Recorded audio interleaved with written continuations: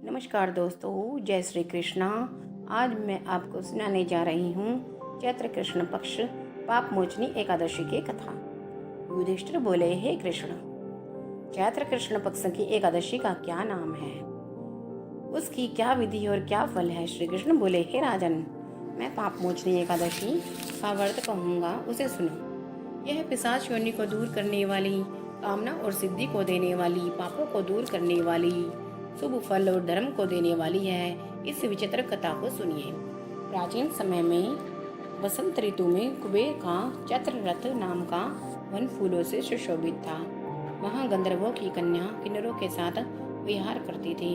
इंद्र आदि देवता भी वहाँ क्रीड़ा करते थे। चैत्र रथ वन से सुंदर कोई दूसरा वन नहीं था। उस वन में मुनि लोग तपस्या करते थे। वहाँ मेधावी नाम के मुनि भी निवास करते थे।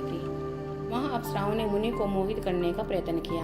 मंजू घोषा नाम की अप्सरा प्रयत्न करके सोचने लगी, मंजू घोषा कामदेव की सेना की तरह।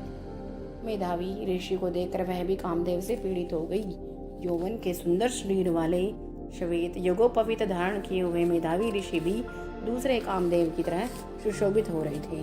मंजू घोषा मुनीश्वरों को देखकर दूर खड़ी हो गई। कामदेव के वश में होकर मंद स्वर से गान करने लगी। उसकी चूड़ी, गर्दनी और नपुरों की झनकार से वन गूंजने लगा। हाव भाव सहित गाती हुई अप्सरा को देखकर मुनीश्वर भी कामदेव की सेना के वशीभूत हो गई। मंजू घोषा आकर मुनि से निपट गई। उसके सुंदर शरीर के देखकर वह मुनीश्वर भी उसके साथ वन में रमण करने लगे। मेधावी मुनि को शिव तत्व को भूलकर कामदेव के वशीभूत हो गए। रमण करने में कामी मुनि को दिशा और दिन रात का ध्यान नहीं रहा। मुनीश्वर को भोग विलास में बहुत समय व्यतीत हो गया।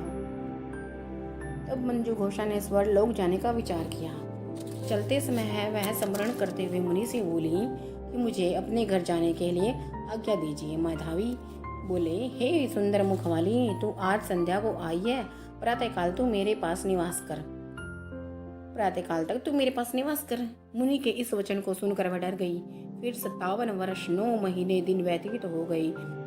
इतना समय बीतने पर अप्सरा मुनि से फिर बोली, हे ब्राह्मण, मुझको अपने घर जाने की आज्ञा दीजिए। मेधावी बोले, अभी तो सवेरा हुआ है, मेरी बात सुनकर जब तक मैं संध्या करूं तब तक तू यहाँ ठहर।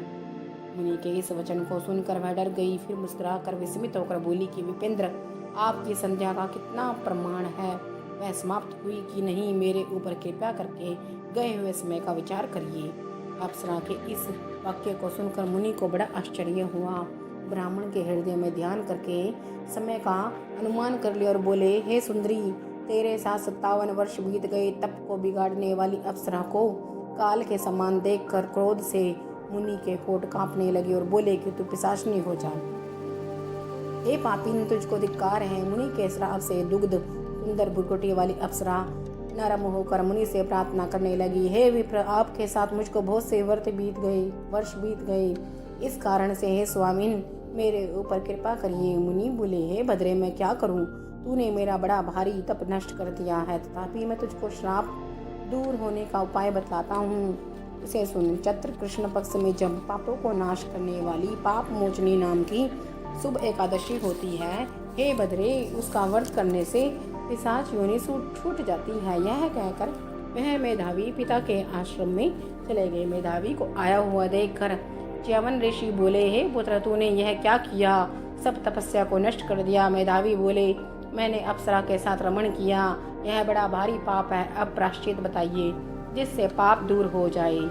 च्यवन बोले, चैत्र के कृष्ण पक्ष पाप मोचनी एकादशी होती है, हे पुत्र, उसका व्रत करने से पापों का समूह नष्ट हो जाता है।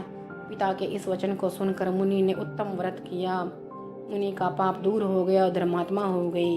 वह मंजू घोषा भी इस व्रत को करने से पाप मोचने के व्रत के प्रभाव से पिशाच योनि से छूट गई। दिव्य रूप धारण करके वह सुंदर अप्सरा स्वर्ग को चलेगी। इस व्रत के करने से सबना पाप नष्ट हो जाते हैं। जय श्री कृष्ण भगवान की जय हो। जय श्री एकादशी की जय।